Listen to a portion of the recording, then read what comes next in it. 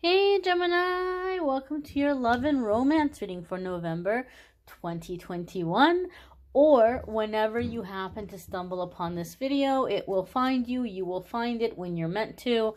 Might not be November when you see it, but whenever you're meant to find it, you are here, so welcome. We're going to set the intention here to see what messages are coming up for Gemini, Sun, Moon, Rising, and Venus in love and romance at the time that I'm doing this. This is coming into November 2021.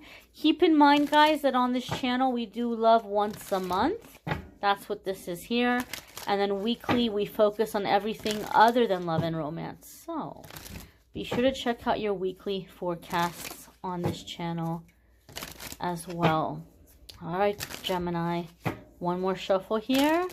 All right, that feels thoroughly shuffled to me, and we're gonna see what is coming up here. But first card coming up is the Four of Swords. Now, when the Four of Swords comes up for me in a reading, it's typically telling me that the person I'm reading for is emotionally, mentally, physically, spiritually exhausted. Like, you've been through the ringer. You've been through some stuff, Gemini. And the Four of Swords is saying you may need some time to rest, to recuperate, to recover. And there's an element of the Four of Swords having to do with prayer, meditation. Sometimes it comes to me by way of healing through music or releasing through music. And I do feel Archangel Sandalphon around you right now, Gemini.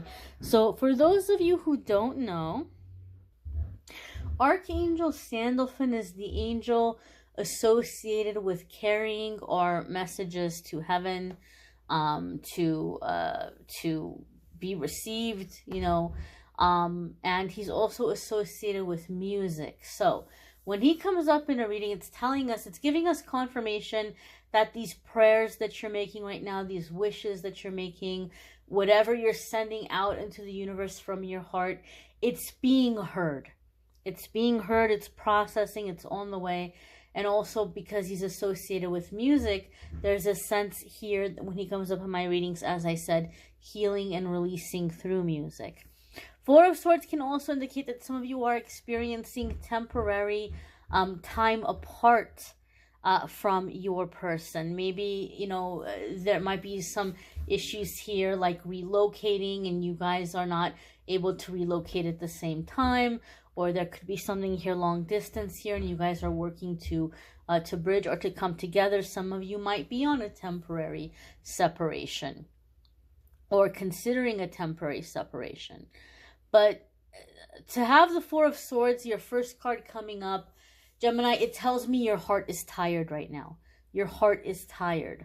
Whether you've been in a relationship for a while or you're single, it tells me your heart is tired. And Four of Swords says, just go easy on yourself right now. And whatever this situation is, it's temporary. It's going to pass. The next card coming up here for you guys is the Nine of Cups. See, we said this is temporary and it's gonna pass. And the Nine of Cups comes in here with the energy of a wish coming true.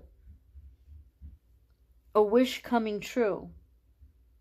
What other sign was it that got the Four of Swords and the Nine of Cups? Was it Libra? Was it Libra or was it Pisces? You'll have to let me know in the comments. But I feel there was another sign that got Four of Swords and Nine of Cups. You'll have to let me know in the comments. And then maybe that'll be confirmation for some of you if you have that placement or you're dealing with that sign. But as I said, whatever this thing is where your heart is feeling tired, you're coming into the month feeling a little exhausted. Nine of Cups is saying your wish is coming true. This is something that's going to turn around and get better.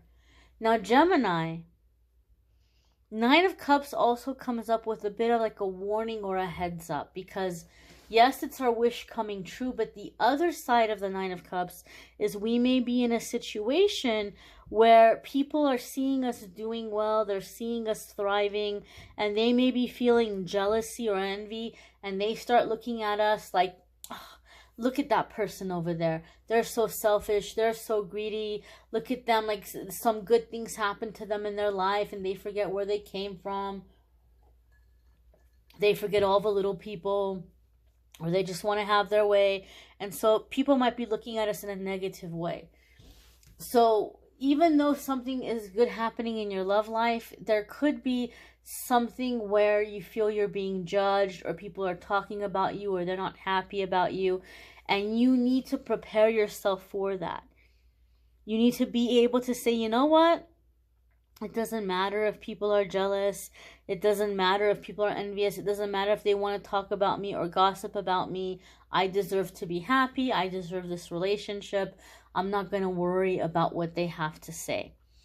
I feel for some of you, you have had to fight very hard to be heard in a situation or in a relationship, or there may have been somebody that had been pursuing you for a long time, and you really had to put down these boundaries where you were like, look, we can't be in a relationship until you change these things, until you come at me correctly.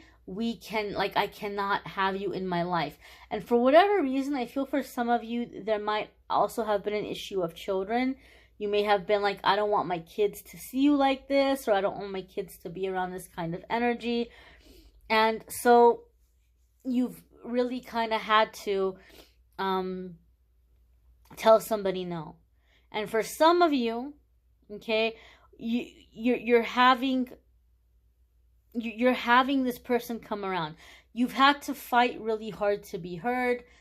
You've had to kind of insist. Maybe some of you feel like you've had to be really mean and you feel bad about it, but it's the only way this person would hear you. And now they're coming around, right? They're working on themselves. They're coming around. They're fixing whatever they needed to fix so that they can be in the relationship with you. But for some reason, Gemini, I feel like when you're getting what you wanted, you're feeling guilty about that. You're feeling bad about that. And this could sometimes go back to like childhood. You may have had a situation where, like, maybe your parents were really busy, or maybe they just were not very nice, or they were very self-centered, or whatever it might have been. I give this example, right?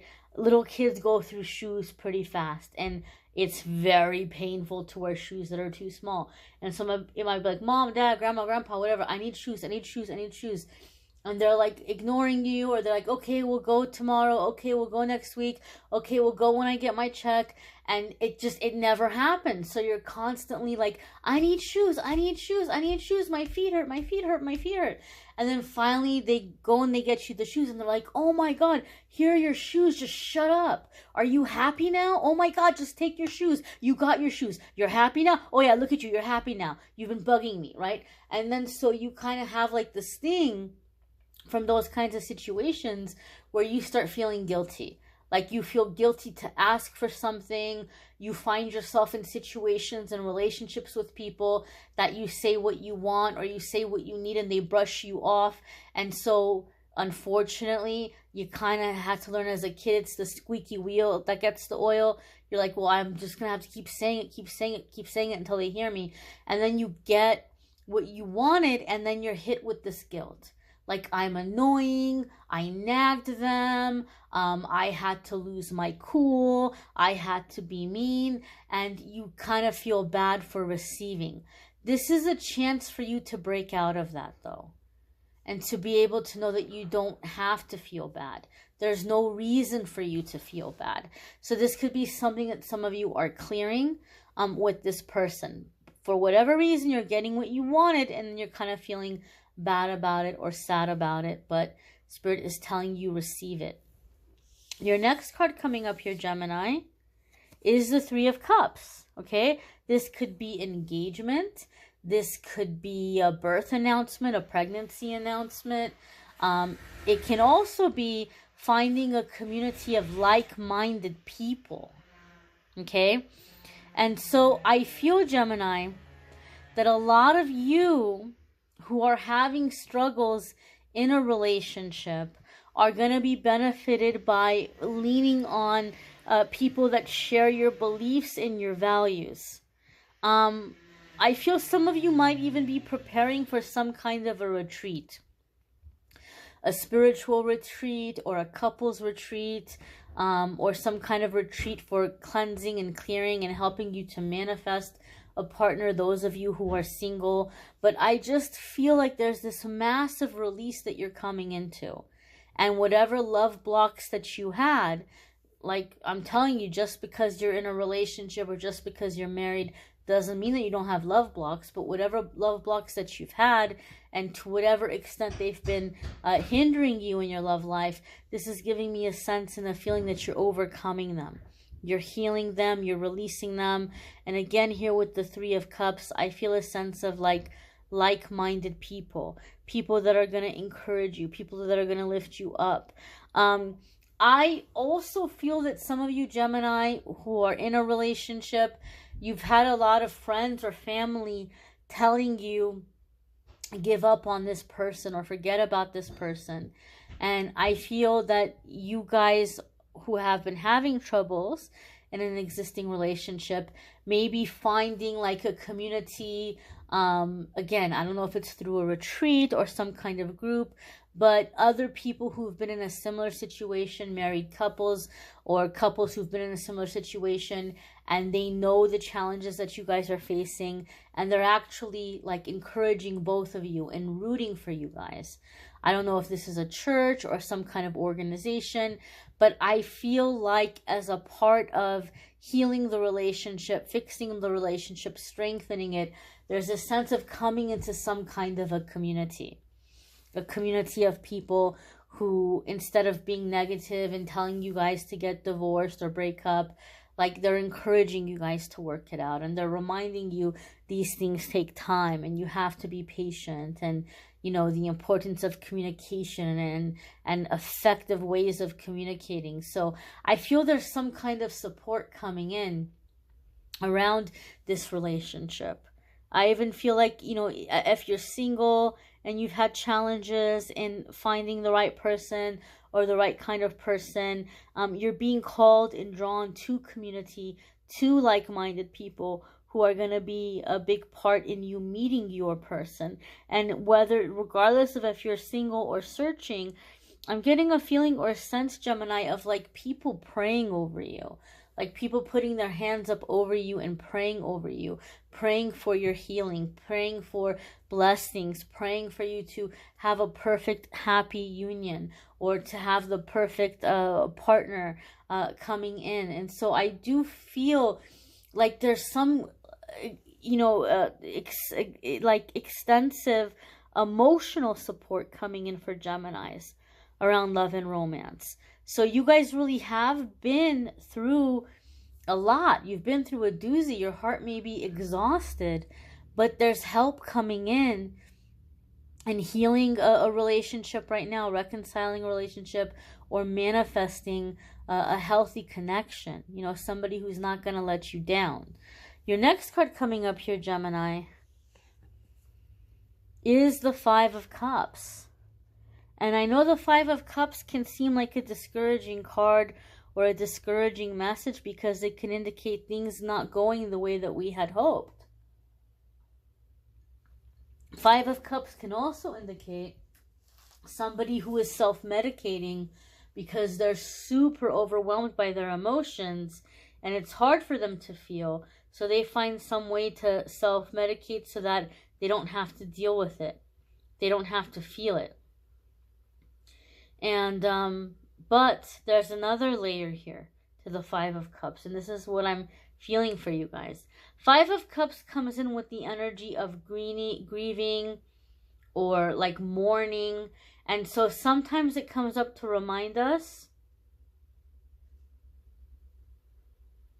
Comes up to remind us of like, we need to process something. We need to release something. I can't remember which sign it was that had this message come up in October, but I'm feeling it for Gemini right now. And if it was Gemini, if it's being repeated again, then Spirit is really, really, really emphasizing this point for you. Spirit is giving you the sense and the feeling that there are disappointments or betrayals from the past that you haven't had a chance to mourn or to grieve. And some of you may have found yourself in a relationship with someone that they don't exist anymore. You know, maybe there were situations having to do with addiction, and maybe the addiction took over and the person you knew disappeared, or they just went through some changes or shifts, or they were pretending to be who they knew you wanted them to be, but that's not really who they were. And then all of a sudden they got you and the mask came off and you're like, whoa, where did this amazing person go? And that person was never real, but that's the person that you had fallen in love with. So sometimes we find ourselves in situations where it's almost like a death, like a symbolic death. Like this person that I loved does not exist. They were never real, or they're not around. And we have to give ourselves time to mourn the loss of that relationship. We have to give ourselves time to mourn losing this person who's just not around anymore. We're not going to get them back, right? It was a mask that they were wearing, or it was someone they were pretending to be. And I feel that this is more so things that happened in the past that seem to be coming up now and affecting a current relationship. So in other words, I don't necessarily feel like this is disappointments or heartache that's happening to you in November.